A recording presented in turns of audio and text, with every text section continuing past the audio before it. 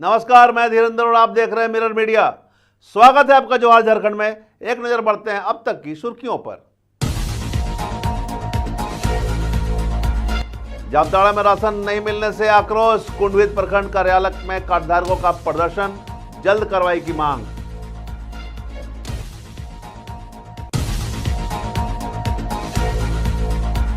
Pakur police की बड़ी कार्रवाई, दुष्कर्म मामले में फरार आरोपी साहेबगंज से गिरफ्तार, पॉक्सो एक्ट के तहत मामला दर्ज।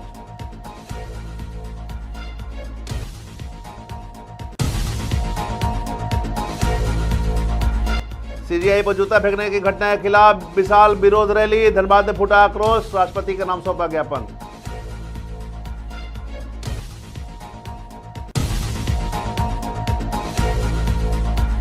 डिस्लेक्सिया पर जागरूकता, जामताड़ा के पीएम श्री उत्कृष्ट उच्च विद्यालय में लाल पोशाक पहनकर छात्रों ने निकाली जागरूकता रैली।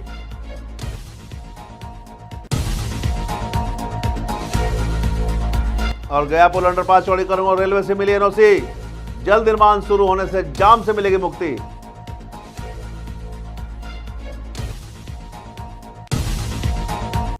और खबरें विस्तार से। जामताड़ा के कुंडित प्रखंड क्षेत्र से एक हैरान कर देने वाली घटना सामने आई है, जहां सिमुलकुंदा के कार्ड धारकों को पिछले जून महीने से आज तक का अनाज नहीं मिल पाया। उपायुक्त तक शिकायत करने के बावजूद अनाज नहीं मिलने से आक्रोशित दर्जनों कार्ड धारकों ने कुंडित प्रखंड कार्यालय पहुंचकर विरोध प्रदर्शन किया। उन्होंने पुनः आवेदन देकर अनाज मुहैया कराए जाने की संबंधित डीलर स्वयं सहायता समूह पर कार्रवाई करने की मांग की है। प्रदर्शनकारियों ने आरोप लगाया कि समूह की महिलाओं द्वारा फिंगरप्रिंट लेने के बावजूद अनाज में और मिला और दुर्व्यवहार भी किया गया। जिला खाद्य आपूर्ति पदाधिकारी कयूम अंसारी ने मामले की जांच और दोषी पाए जाने पर कठोर कार्रवाई का आश्वासन दिया। हमारा गांव सिमुलकुंदा है, कुंडहित प्रखंड पंचायत भेलुआ सिमुलकुंदा गांव का निवासी है। हम लोग आदिवासी बहुल ग्राम है हमारा, जहां आदिवासी और पिछड़ा वर्ग का आदमी है। हम लोग सब 4 महीना से चावल हम लोगों को नहीं मिला है, इसलिए हम लोगों को सिमुलकुंदा गांव का भूखमरी पैदा होगा। इतना भूखमरी हो गया है कि चावल घर पर किसी के पास 1 किलो भी चावल नहीं है। इसलिए हम लोग प्रखंड कुंडहित परिसर में धरना देने के लिए तैयार है। देखिए 3 महीना अभी चावल नहीं देता है, इसलिए हम लोग आया है। और इस महीने का भी पता नहीं कहाँ देगा, कब देगा, अभी तो नहीं हुआ। हम लोग गया था एक बार डीसी के पास, वो बोला हो देगा, अभी तक उसने कार्रवाई नहीं हुआ। इसीलिए नहीं चावल नहीं देता है अभी तक, और दाल भी नहीं दे, कपड़ा नहीं दिया, कुछ भी नहीं अभी तक नहीं दिया। साहेबगंज पुलिस को नाबालिग से दुष्कर्म में एक सफलता मिली है। पुलिस ने फरार चल रहे आरोपी मंजू मुड़ैया और राजेश मुड़ैया को रंगा थाना क्षेत्र से छापेमारी के दौरान गिरफ्तार कर लिया है। यह मामला लिट्टीपाड़ा क्षेत्र के सिमलडांग ओपी अंतर्गत का है, जहां मंजू मुड़ैया पर अपनी ही नाबालिग रिश्तेदार के साथ जबरन दुष्कर्म करने का आरोप था। पीड़िता के बयान के आधार पर 9 अक्टूबर 2025 को पॉक्सो एक्ट के तहत मामला दर्ज कर लिया गया था। एसडीपीओ दयानंद आजाद के नेतृत्व में गठित विशेष टीम ने त्वरित कार्रवाई कर आरोपी को पकड़ा। पुलिस फिलहाल आरोपी से पूछताछ कर आगे की कानूनी कार्रवाई में जुट गई है। दिनांक 9 तारीख को एक सप्ताह पहले सेलम थाना ओपी क्षेत्र में एक नाबालिग लड़की के साथ एक लड़के के द्वारा जो है हथियार के बल पर बलात्कार किया गया था। बलात्कार की घटना को अंजाम किया गया था। और उस संबंध में जो है सिमरन में कांड संख्या 5725 रेप सेक्शन में और पॉक्सो एक्ट में दर्ज किया गया था। मामला की गंभीरता को देखते हुए एसपी मैम के द्वारा मेरे नेतृत्व में एक टीम बनाई गई थी, और उसके बाद वो टीम जो है थाना प्रभारी सिमरन के नेतृत्व में साहेबगंज जिला में लगातार कैंप कर रही थी, क्योंकि अभियुक्त का लोकेशन नहीं कहा रहा था। और कल साहेबगंज जिला से अभियुक्त को रागा थाना क्षेत्र से सुप्रीम कोर्ट में मुख्य न्यायाधीश बीआर गवई पर एक अधिवक्ता द्वारा जूता फेंकने की कोशिश के विरोध में गुरुवार को धनबाद में जोरदार आक्रोश देखने को मिला। इस घटना से नाराज पीपल्स पार्टी ऑफ इंडिया ने शहर में एक विशाल विरोध रैली निकाली। रैली समरणालय तक पहुंची, जहां प्रदर्शनकारियों ने उपायुक्त को राष्ट्रपति के नाम ज्ञापन सौंपा। संगठन ने नाराबाजी करते हुए कहा कि यह घटना न सिर्फ न्यायपालिका बल्कि देश के संविधान और लोकतांत्रिक व्यवस्था पर हमला है, और आरोपी अधिवक्ता के खिलाफ कड़ी कार्रवाई की मांग की। जस्टिस बीआर गवई पर जो जूता फेंका गया, इसीलिए ये भारत का संविधान का अपमान है, एक मानवता का अपमान है। इसीलिए हम लोग डीसी महोदय को ज्ञापन दे रहे हैं और पी पूरन कुमार को जातिवाद के कारण आत्महत्या करना पड़ा, इसको कड़ी से कड़ी सजा मिले, इसीलिए हम लोग डीसी ऑफिस में आज ज्ञापन देने के लिए जा रहे हैं। हम लोग सर यहाँ से मैमको मोड़ से डीसी कार्यालय तक जा रहे हैं और राष्ट्रपति तक ये डीसी महोदय के द्वारा राष्ट्रपति तक पहुंचाने का काम कर ज्ञापन देने जा रहे हैं। जामताड़ा बिंदापादर स्थित पीएम श्री उत्क्रमित उच्च विद्यालय में डिस्लेक्सिया जागरूकता माह के तहत विभिन्न कार्यक्रमों का आयोजन किया गया। झारखंड शिक्षा परियोजना परिषद के निर्देशानुसार हुए इस आयोजन की शुरुआत प्रधानाध्यापक दुलाल हांसदा के नेतृत्व में जागरूकता रैली के साथ हुई। रैली में बच्चों ने लाल पोशाक पहनकर स्लोगन और पोस्टर के माध्यम से बताया कि डिस्लेक्सिया एक सीखने की अक्षमता है। रैली के माध्यम से संदेश दिया गया कि डिस्लेक्सिया का इलाज दवा से नहीं बल्कि विशेष शैक्षणिक पद्धतियों और माता पिता के सहयोग से नियंत्रित किया जा सकता है।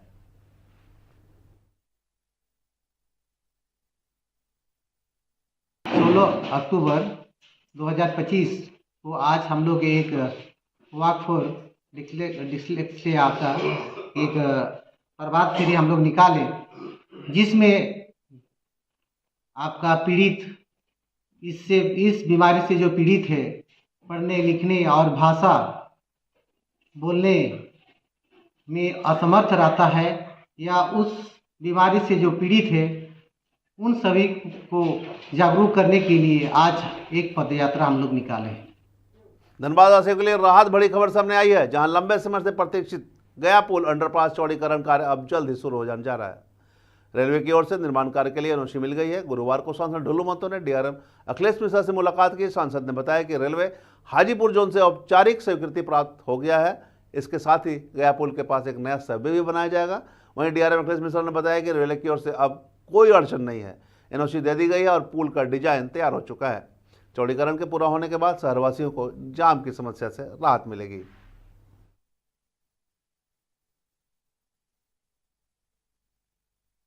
तत्काल बहुत जोर से बेचारा लगे हुए मेहनत किए और उसका जो डिजाइनिंग का जो मेथड था वो हम लोग बनारस से वो क्या आना था वो क्या आ गया लेटर। कल से डीआरएम से उनका कल मीटिंग भी कर लिए। डीआरएम का बहुत ज़्यादा थोड़ा एक्टिव है इस पर और डीसी साहब से भी बात हो चुकी है। हम लोग चाहेंगे कि दीपावली छठ के बाद इसको शुरू करेंगे और ओवरब्रिज यहाँ पे बनेगा, फ्लाईओवर बनेगा और आने वाला समय में धनबाद को जाम से मुक्ति दिलाएंगे। और कुछ ऐसी योजना जो इस धनबाद में जो भी जन मुद्दा है, जो जन समस्या है, उनको एक एक समस्या को चुनौती के रूप में लेंगे और उसको समाधान भी करेंगे। कोई एक ऐसा समस्या नहीं हो। होली मोड़ में एक अंडरपास देना है, तो उसमें भी हम लोग अभी डीआरएम साहब से बात की है। जो चैम्बर के लोग हमें आग्रह किया था, लिख के दिया है, उस पर भी बात की। हम लोग बहुत जल्द उसका भी करेंगे।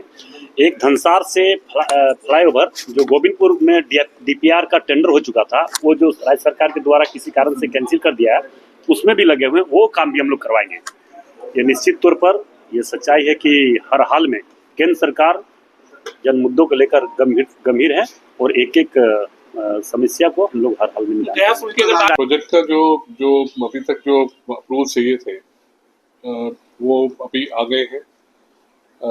डिज़ाइन का अप्रूवल जो एक वेटिंग का था वो आईटीबीएचओ को करना था, उन्होंने करके दे दिया है। और ये डॉक्यूमेंट्स हमारे यहाँ सबमिट हो गए हैं कल की तारीख को, जो कि अभी हेडक्वार्टर जाएंगे, हेडक्वार्टर से अप्रूवल हो जाएगा। लेकिन साथ ही साथ कल हम लोगों ने एक अहम बैठक करके आरसीडी के साथ में जो प्रोजेक्ट का प्लान है कि कौन क्या करेगा, कब करेगा, कैसे पूरा होना है, एक तालमेल बैठा लिया है। इसके प्रारूप में चलेंगे। प्रोजेक्ट का मैनेजमेंट टोटली आरसीडी के पास रहेगा। रेलवे का रोल सपोर्टिंग में है और हमने ये उनको इंश्योर करा हुआ है कि जो भी हमारा सपोर्टिंग रोल रहेगा वो हम पूरी तरह से टाइमलाइन फॉलो करेंगे।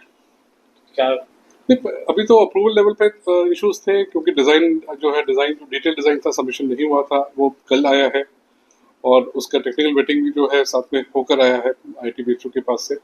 अब आगे का जो कार्यक्रम है वो आरसीडी को मुहैया करा दिया गया है। पूर्वी टुंडी के रघुनाथपुर पंचायत के नूतंडी गांव में गुरुवार को उस वक्त अफरा तफरी मच गई जब तालाब में बर्तन धो रही एक आदिवासी महिला पर सीआर ने हमला कर दिया। महिला के चिल्लाने की आवाज़ सुनकर आसपास से ग्रामीण मौके पर पहुंचे और किसी तरह सीआर को खदेड़ कर पकड़ लिया और बाद में उसे मार डाला। गंभीर रूप से घायल महिला को एसएनएमसीएच ले जाया गया, जहां उसका इलाज जारी है। ग्रामीणों के अनुसार बीते कुछ दिनों से गांव में सीआरओ का आतंक बढ़ गया है, जिससे लोगों में दहशत का माहौल है।